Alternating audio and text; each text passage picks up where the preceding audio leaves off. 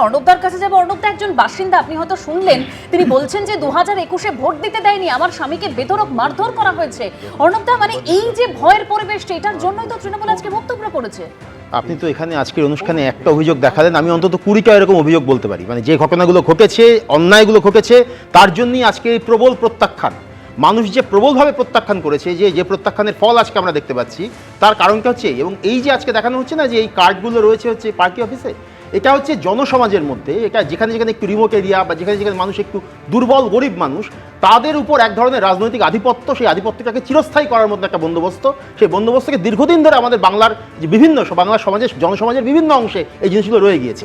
এখানে এই জায়গা থেকে এই যে আমাদের কাছে যেটা প্রত্যাশা, মানুষেরও প্রত্যাশা, সেটা হচ্ছে যে আজকে যখন এই পরিবর্তনটা ঘটেছে এবং এই পরিবর্তনটা এত বড় একটা ম্যান্ডেট নিয়ে পরিবর্তনটা ঘটেছে, আমাদের বাংলার যে রাজনৈতিক সংস্কৃতি, সেখানে এই যে আধিপত্যের জায়গা, যেখানে পার্টি আধিপত্য, এই পার্টি আধিপত্যের জায়গাটা ভাঙবে কিনা, মানুষের রাজনৈতিক স্বাধিকারের কথা যখন প্রত্যেকে বলছেন, সেখানে রাজনৈতিক স্বাধিকারটা থাকবে কিনা মানুষের, মানে এরপর যেন আমরা এই ধরনের ঘটনা আর না ঘটে এবং মানুষ যেন পরিষ্কার করে যে যাকে ভোট দিতে চায়, যে যার রাজনৈতিক মত, যার যে স্বাধীন মত, সেই মতটা প্রকাশ করতে পারে। এইটা হচ্ছে দরকার। এরপর যেন আর না ঘটে, কিন্তু প্রশ্নটা হচ্ছে কি ঠিক যে সময় তৃণমূল ক্ষমতায় ছিল সেই সময় একের পর এক ঘটনা, এটা আজকে আমরা উদাহরণ দেখেছি, এত বছর ধরে একই ঘটনা ঘটে গেছে, ডিফেন্ড করার জায়গাই নেই। অবশ্যই আমি একটু সলিলদার কাছে আসবো। সলিলদার, মানুষের অধিকার যেটা তাদের ভোট দেওয়া, সেই জায়গা থেকে তাদেরকে বঞ্চিত করা হয়েছে।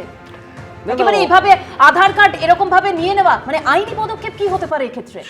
দেবস্মিতা, তোমার মনে আছে 2023-এ পৌর নির্বাচনে কতগুলো সাংবাদিক আহত হয়েছিল, পেটানো হয়েছিল সাংবাদিককে, সংবাদ মাধ্যমকে ঢুকতে দেওয়া হয়নি।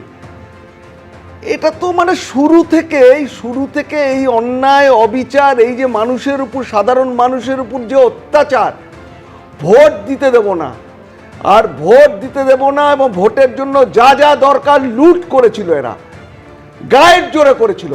সংবাদ মাধ্যমে যাতে খবর না আসে তার জন্য সাংবাদিকদের পেটানো হয়েছিল, কোনো সুরা হয়নি। প্রশাসন মুখ বধির হয়েছিল। ক্ল্যান্ডেস্টাইন বিজনেস, করাপশন, দুর্নীতি সমস্ত কিছুর সঙ্গে সম্পৃক্ত হয়েছিল।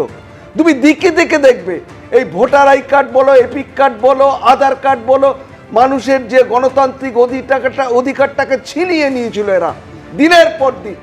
গত 1.5 দশক, 11 সাল থেকে শুরু করে 11 সাল, বদল নয়, বদলা নয়, বদল চাই, মুখের কথা, ওটা খালি মুখের কথা না, ওটা নাটকীয় ভঙ্গিতে বলা হয়েছিল। আসল কিন্তু গ্রাউন্ডেড যেটা, সেটা হচ্ছে বদলা চাই, আমরা জবরদস্তি এই জমি দখল করব। অর্ণব সব ঠিক বলেছে। অর্ণব বলল না এদের পেছনে যারা আছে তাদের বিরুদ্ধে ইমিডিয়েটলি তদন্ত স্টার্ট করা হোক। একদম আমি কোথাও ডিফেন্ড করিনি শৈলদা, আমি বলেছি এই কাজগুলো যারা করেছে শাস্তি অবশ্যই হওয়া উচিত, এবং এই লোকগুলো এরকম আরো লোক তারা যেন ভবিষ্যতে এই একই কালচার না চালাতে পারে, এটাও আমি একই সঙ্গে বলছি। এটাও, এই দাবিটাও একজন নাগরিক হিসেবে আমি এখানে করছি। এবিপি আনন্দ, এগিয়ে থাকে, এগিয়ে রাখে।